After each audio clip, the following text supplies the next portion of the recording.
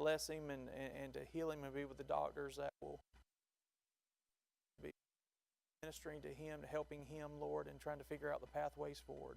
We ask you, Lord, to continue to be with Elizabeth Duffy. She's out of the hospital, Lord. We ask you, we're grateful for the that of his Lord, that she, Lord, that help abscess, and help.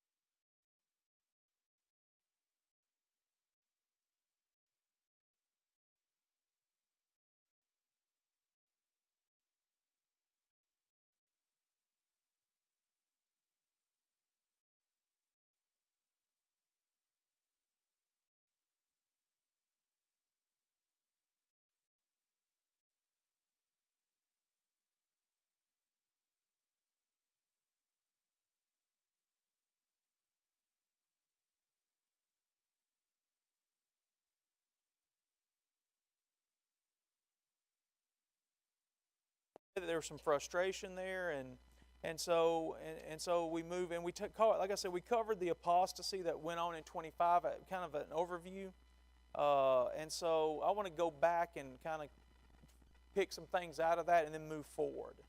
And so with it, at the very beginning of our lesson this week, it says the separation of Balaam from Balak does not conclude the incident with Balaam. He was evidently burning with deep hostility towards Jehovah and his people. The loss of the coveted prize inflamed his anger. On his way homeward, burning with his anger and disappointment, he falls in with the Midianites who were then dwelling upon the highlands, understanding that Israel could only be brought under a curse from Jehovah by her sin. Balaam counseled to send women to lead Israel into fornication and idolatry. Now, last week we started this and we looked at this in chapter 25. And and when we went through this, we looked at what happens there. The Israelites are settled. They're going through. They're settled there. They have some temporary headquarters, and then we see what happens is they give in to fornication. But not only do they give in to fornication with these women, women from Moab, but what happened that was worse than that? Idolatry. Not only did they give in and do that, but then they're led. They follow right with them to go worship Baal. Correct? And that was and that right there, y'all. That was we trying to understand. Last night we looked at that. And we tried to last week we tried to rationalize that. It's hard to rationalize how someone can just be so quick to completely turn their back on everything that they know. Right? But it happens in our world today too, doesn't it? People that grow up in the faith, people that understand who God is. They study and they go to class, they dig into His Word, they have a faith, and then for whatever reason, they just simply do what? They walk away, right? Maybe some think it's too difficult, it's too hard. Maybe some influences come in their life and they enable that to be a little bit more easier. I don't know, but it does happen. Because of that, y'all, we understand that the Lord's anger was kindled against Israel, correct?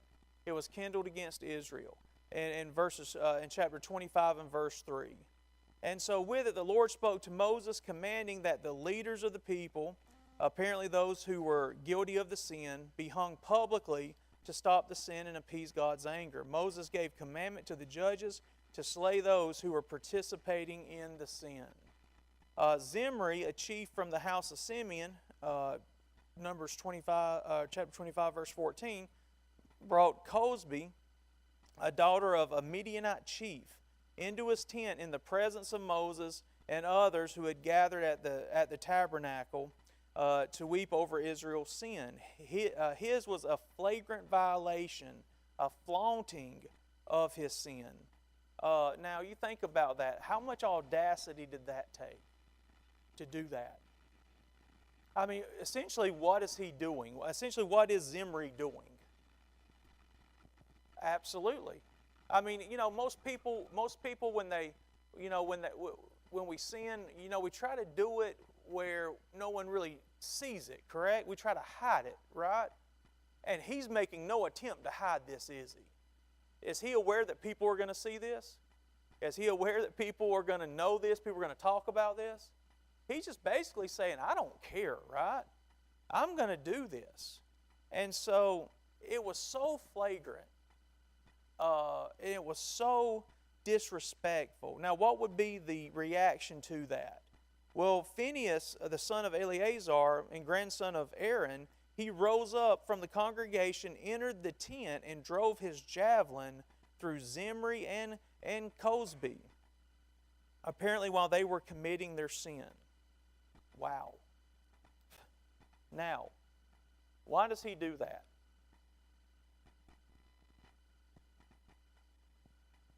What motivated him to do that? I mean, that's a pretty loud statement, is it not? His actions are. Hey,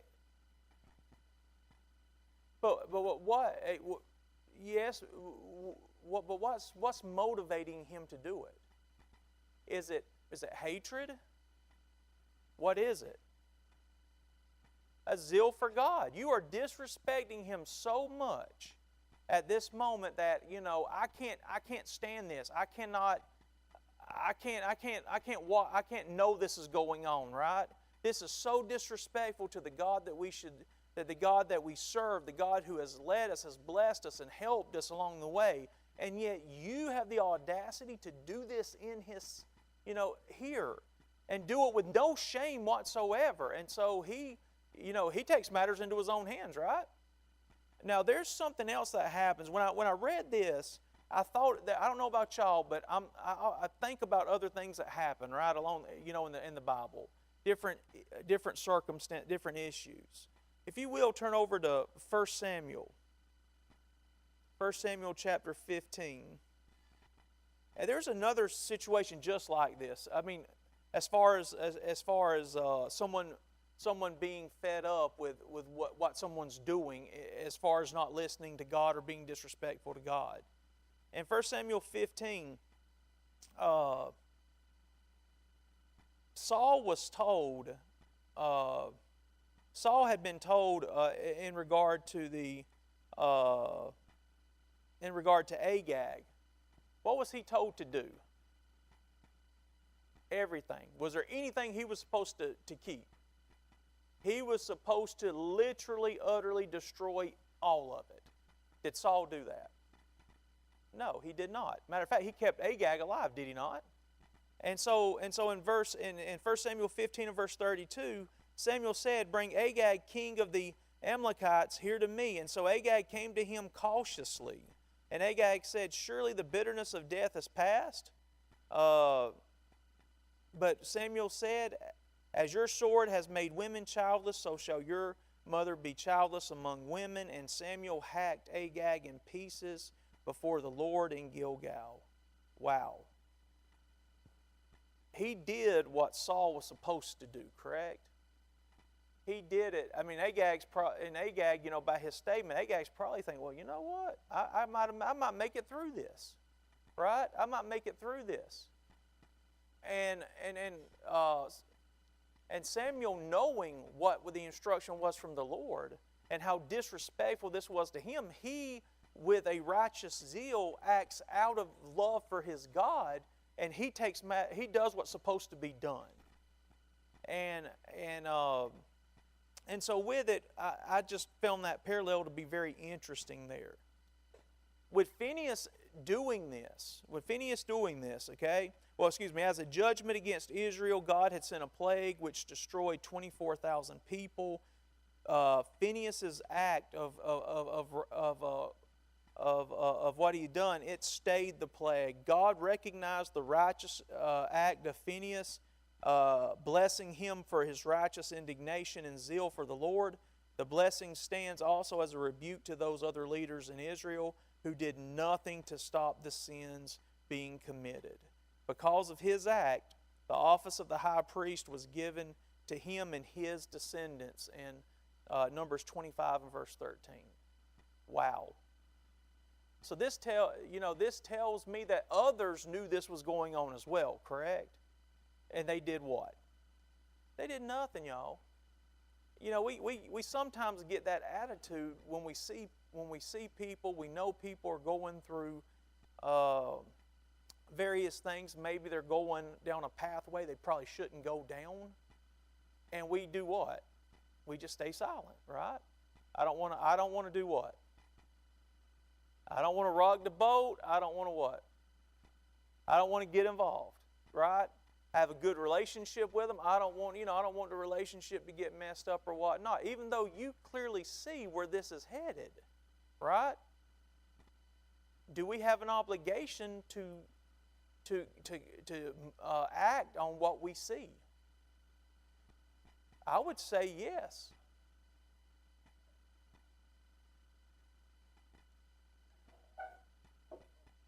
Absolutely. Absolutely. Absolutely. That's right. That's right.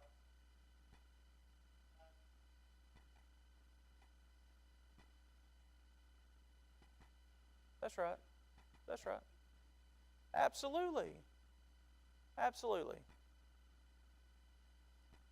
Absolutely. Well, the are you going to get it back? Well, the natural reaction for anybody when you go at anybody hard on something is their defenses go up, correct? I think it first comes down to how good of a relationship do you have with the person, right? And the first thing you should do is establish the fact that you love them, you care about them. That's why you want to have this conversation. Nobody likes to have hard conversations, right? I mean, some people will hide from confrontation, right? They don't want anything to do with it. Others are perfectly fine with confrontation. That's not our goal. Our goal is to simply, when we are in these situations where we see people are headed, it's simply, hey, I love you. I love you and I care about you, and that's why I just want to have this conversation with you. I've been there. Maybe it's something that you personally have been through yourself. I've been there, I've seen it, I've lived it.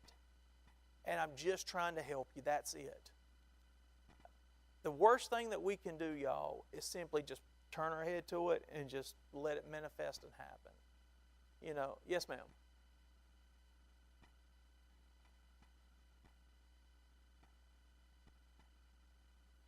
Some will.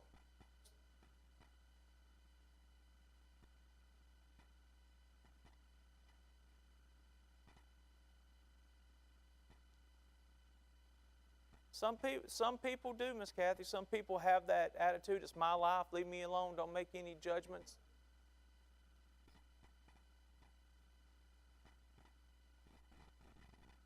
It can go that way. Absolutely, it can go that way. As Christians, I believe we have the obligation to try to help. Oh, I agree with you.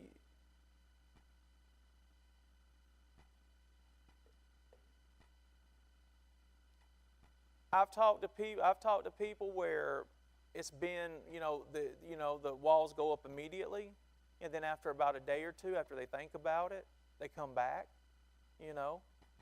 To me, just simply, not saying something because, and I'm not saying this is what this is, not saying anything because we're afraid of the outcome.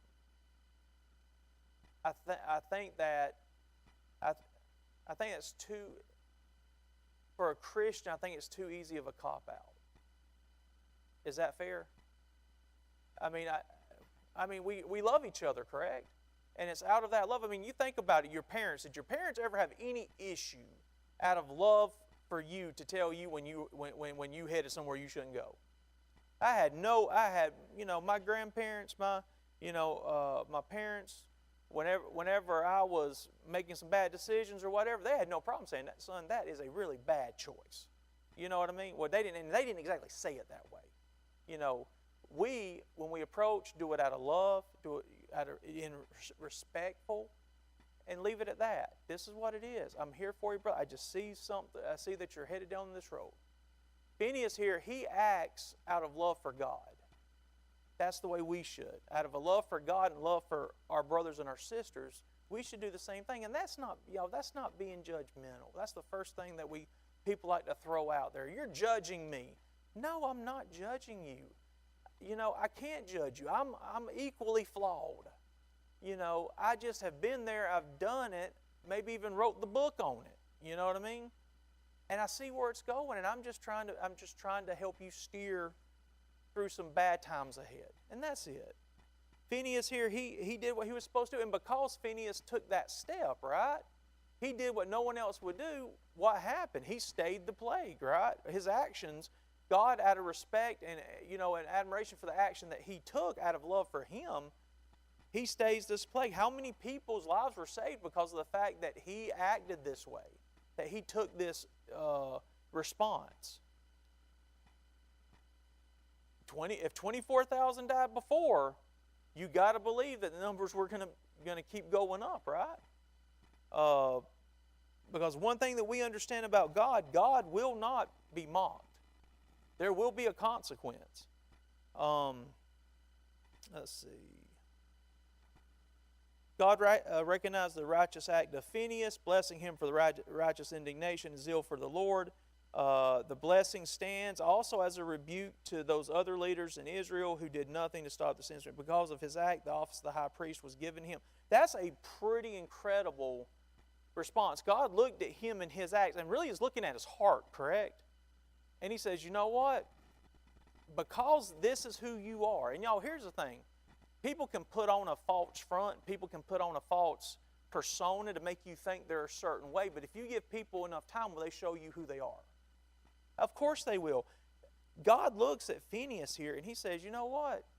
Because of you and who you are and what you have done, here's the reward, okay, for that. The office of the high priest is going to be given to you and your descendants because of this. That's amazing, is it not? That's incredible to me. All right. The Lord commanded Israel to vex the Midianites and to smite them in Numbers 31 as vengeance for their role in leading Israel into sin. So at this point, we move to chapter 26, and all 65 verses of chapter 26 deals with this renumbering of Israel. Immediately after the plague was stayed, God commanded Moses and Eleazar to renumber Israel in preparation for the division of the land. The number included every male over 20 years of age who was able to go to war. 26 and verse 2. Let me get over to the page, my commentary over here. The census emphasizes the family,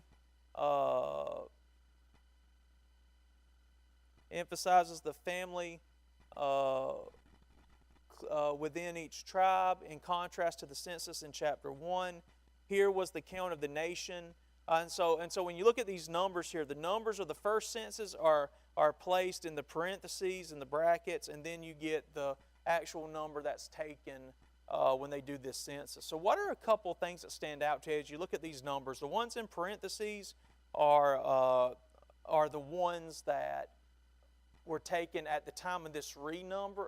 The ones in parentheses were at the first census done in chapter 1. The ones that are not in parentheses are the ones that are done, that we have here at this renumbering. So what stands out to you as you look at these numbers?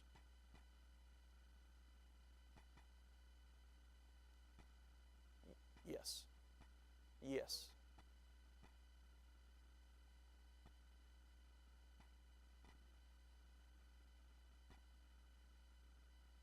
Absolutely.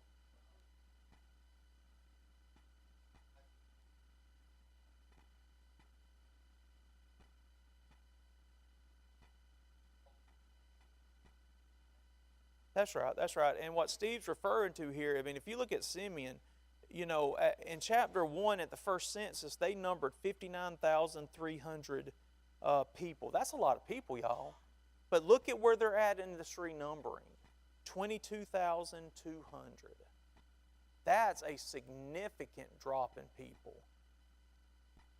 Oh, absolutely. My commentary says here something interesting. It says the numbers for each tribe vary, sometimes drastically, from one census to the next, but the total number changes very little.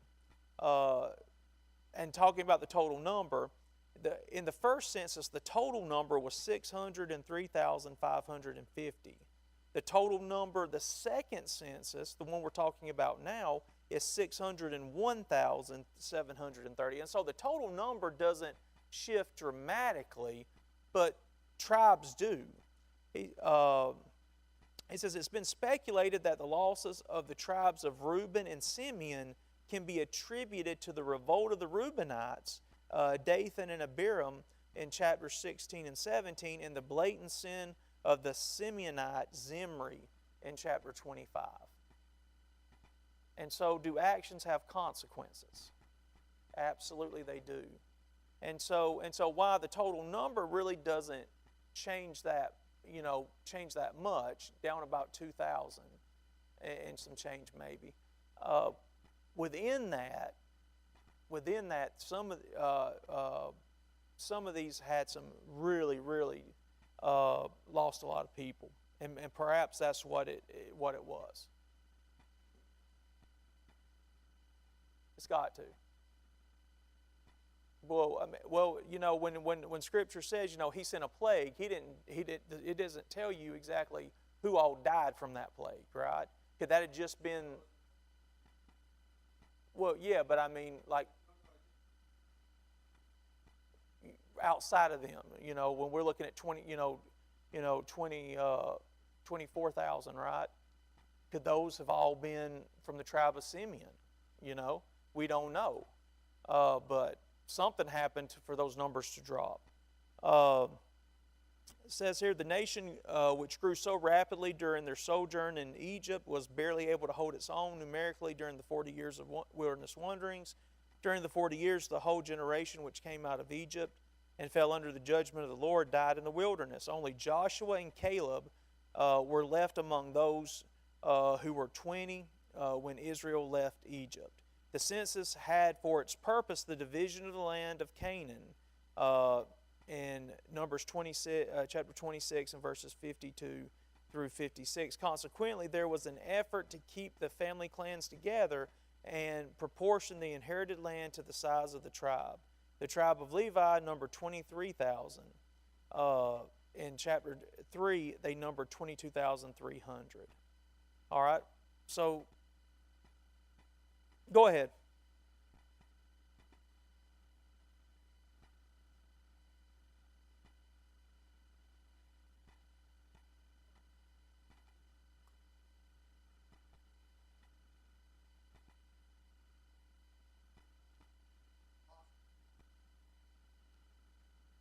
Yes.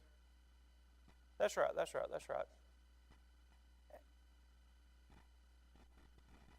Is God Yeah, well, what's God teaching them? What's God saying here? I mean, because if you're here at this time, right, and you're among these people, do you notice this?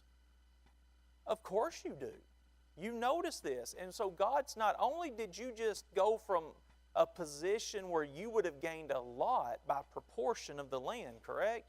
So not even close to what you would have had. What is God really saying? He's saying that there's a consequence for sin, right?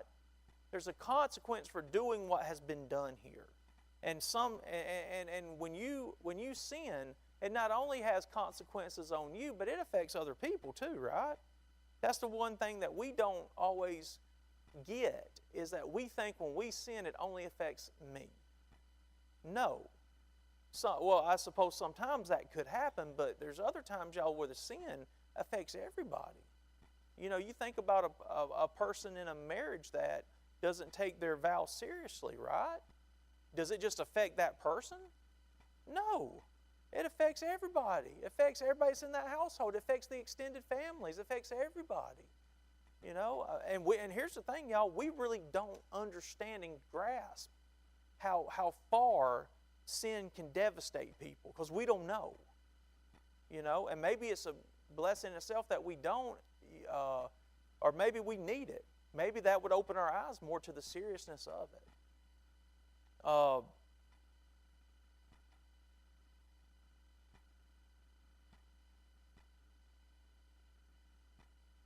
That's right. That's right. And you can't tell me that people at this time, even that survived and were in the tribe of Simeon, didn't see this and didn't understand, like, wow, we were here and now we're here. And, what was the difference? Well, this guy did that. And now we're being punished. Don't do this again. So we move to chapter 27. We move to the law of inheritance in verses 1 through 11. Then came the daughters of Zelophehad, the son of Hepher, the son of Gilead, the son of Machir, and the son of Manasseh, and from the families of Manasseh, the son of Joseph. And these were the names of his daughters: Mela, Noah, Hogli, Milcah, and Tirzah. And they stood before Moses, before Eleazar the priest, and before the leaders of all the congregation by the doorway of the tabernacle of meeting, saying, Our father died in the wilderness, but he was not in the company of those who gathered together against the Lord, in company with Korah, but he died in his own sin, and he had no sons. Why should the name of our father be removed from among his family because he had no son? Give us a possession among our father's brothers. So Moses brought the case before the Lord. And the Lord spoke to Moses, saying, The daughters of Zelophehad speak what is right. You shall surely give them a possession of inheritance among their father's brothers, and cause the inheritance of their father to pass to them. And you shall speak to the children of Israel, saying, If a man dies and has no son, then you shall cause his inheritance to pass to his daughter. If he has no daughter, then you shall give his inheritance to his brothers. If he has no brothers, then you shall give his inheritance to his father's brothers. And if his father has no brothers, then you shall give his inheritance to the relative closest to him in his family, and he shall possess it. And it shall be to the children of Israel a statute of judgment, just as the Lord commanded Moses. And so essentially what happens is these daughters come and say, hey, listen, he had no sons, right? So what's going to happen? We should get something from this, correct? We should have something from our father. And so Moses, Moses does the right thing here. Does he just simply throw out some kind of judgment that's on the top of his head? No, he goes to who? He goes to God. You tell me what the right way forward is. And so what he says here, he says if he had a son or sons, his land would go to him. That's the first step. If he has sons or a son, plural or singular, it goes to them according to this law. And so if he had no son, his inheritance would then go to the daughter. If he has no daughter, it would go to his brothers. If he had no brothers, the land would go to his father's brothers, and that is his uncles. If his father had no brothers, his inheritance would be given to the nearest relative in his own family. And so essentially, y'all, you think about how we do things. Is any different than what we do?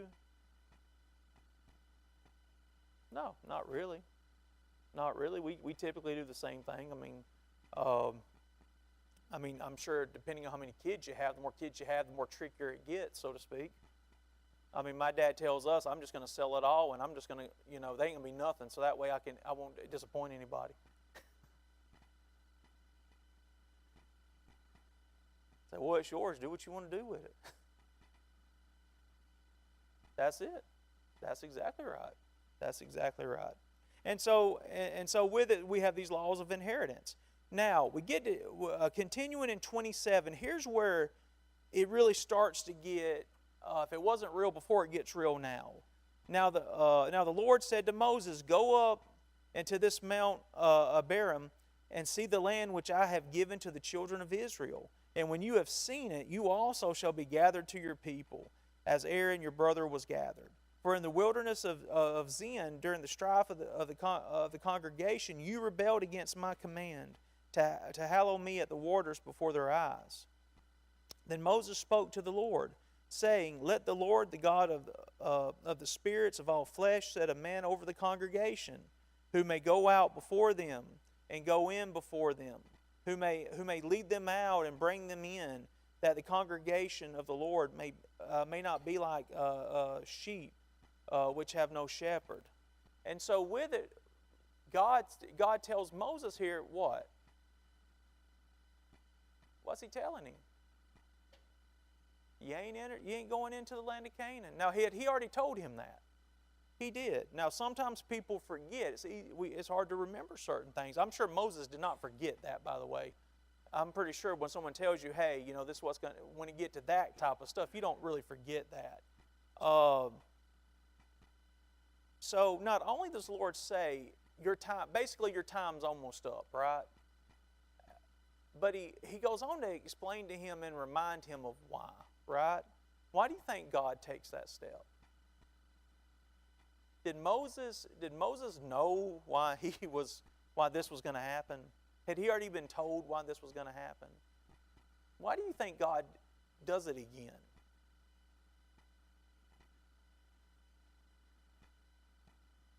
Keep him humble? I think it's a direct reflection of the relationship that God had with this man. God, this was going to happen because Moses sinned. Moses made a mistake. And God, God's not going to barter with that.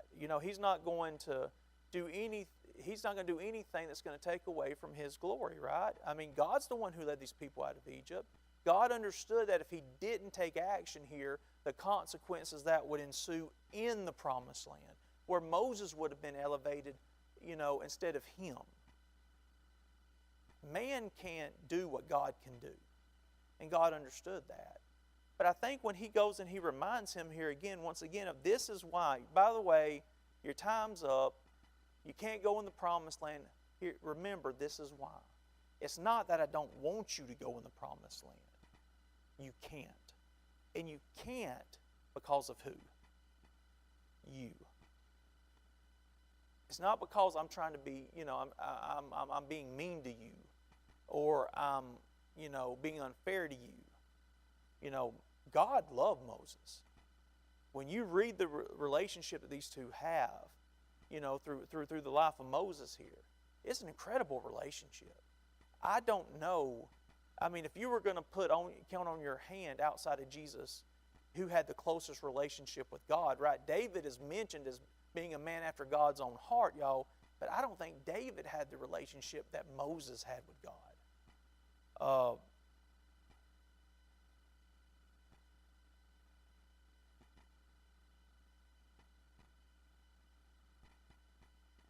That's true.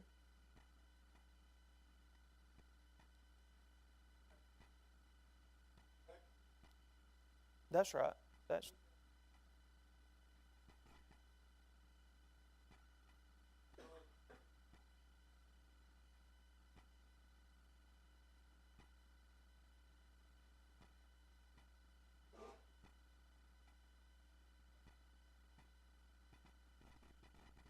It's kind of like goes back to what Uncle Ben said to Peter Parker, right? Some of you are like, how in the world are we getting a Spider-Man reference out of this? With great power comes what? Great responsibility. What's also interesting in what we just read is not only the fact that God says, hey, your time's almost up. You're not going to be able to go into the land, but I'm going to let you see into the land, right? It's kind of a concession, if you will, correct? I'm going to let you see into the land. I'm going to let you see where they're going. But not only that, what's interesting is Moses' reaction to this. He's not boo-hooing, you know what I'm saying? He's not throwing himself a pity party. What does he immediately do? He tells God, he says to God, what? This is what you need this. You need to do what? If this is my time's up, if my time's up, then somebody's got to be behind me, right? What is Moses doing here? He's not thinking of himself. He's thinking about the people. right? He's thinking about he's thinking about who's going to lead, right? Who can, he's not thinking about himself. To me, y'all, that is so much. There's so much humility in what Moses does here. And so this is where this is where we're at. And the Lord said to Moses, "Take Joshua the son of Nun with you, a man in whom is the Spirit, and lay your hand on him, set him before Eleazar the priest, and before all the congregation, and inaugurate him in their sight. And you shall give some of your authority to him, that all the congregation of the children of Israel may be obedient. He shall stand before Eleazar the priest, who shall inquire before the Lord for him by the judgment of the Urim. At his word they shall go out, and at his word they shall come in, he and all the children of Israel with him, all the congregation." So Moses did as the Lord commanded him. He took Joshua and set him before Eleazar the priest and before all the congregation, and he laid his hands on him and inaugurated him, just as the Lord commanded by the hand of Moses. And so God chooses Joshua, correct? Now, why Joshua? Why would he? What is it about Joshua that? What about Joshua stood out as him being the right guy? That's right. There were two guys that said, "We got it." It was him and who? Him and Caleb. Okay? And God, but, and in my mind, that was the first thing I thought of is, why not Caleb, right? Well, God in His infinite wisdom said Joshua was, he was the better person for that spot. That doesn't, to me, that doesn't say that Caleb was a bad guy. That just says that Joshua was just better suited for this for whatever reason.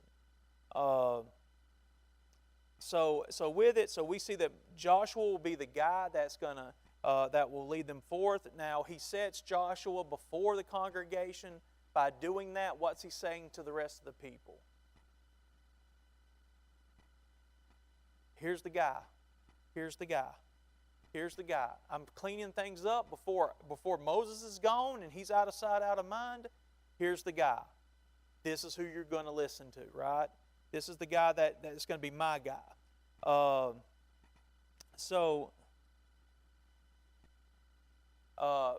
so with that, as we get to this point where there's the changing of leadership here, will this leadership be the same as it always has been? So there's going to be a big difference between Moses and his relationship with God and Joshua and his relationship with God. Does anyone know what the big difference is? There you go. There you go. God spoke directly to Moses, correct? Joshua would have to go through who? The priest, to understand what God wanted, right? No, he would go through the priest, and when he found out, then yes, he would implement whatever was commanded, but he would not have that same close relationship as Moses had there. Now, I don't understand why. I don't know why, God chose to go this route with it, but that's Him. He's God. But there was a difference in the relationship that we would see moving forward. Chip's going to be able to go into Joshua and all the things that he would deal with. Now, Moses, through the time span of his life, he went through a lot of stuff with these people, correct? He went through a lot of stuff. Joshua's going to have some aggravation too. He's going to have some aggravation because people are people. And we wear different clothes. We lose weight, we gain weight, but people are people. And the issues that some bring forth are, they continue to find a way to continue to come back. And He'll deal with that as a leader. But God said, you're capable, and I'm choosing you. All right? All right, so any thoughts? Go ahead.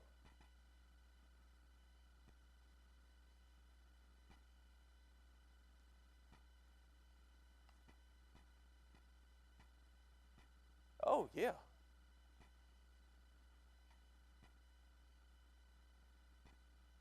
Let me tell you something. I'm tired. If you're out in TV land, Miss Rosalie said, "Do you think he was tired?" Oh yeah, y'all. I mean, how many of y'all are tired? Yeah, you think about. Here's the thing: we all deal with different things, right, in our lives. We're tired people, right? And I can remember back to.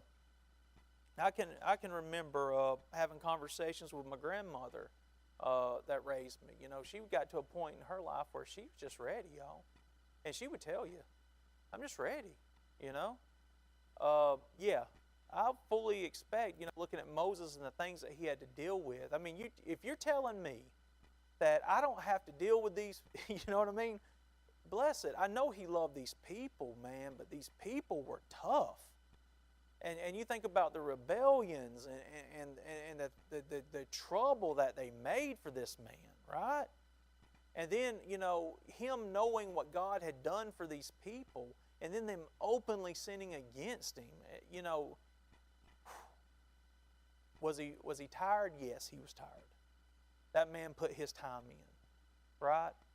And he made his mistake, but he put his time in. And was he ready to go see God, be with God? Absolutely he was. Absolutely. It's like somebody once said, you can't threaten me with heaven, right? You can't threaten me with heaven. That's a missionary once.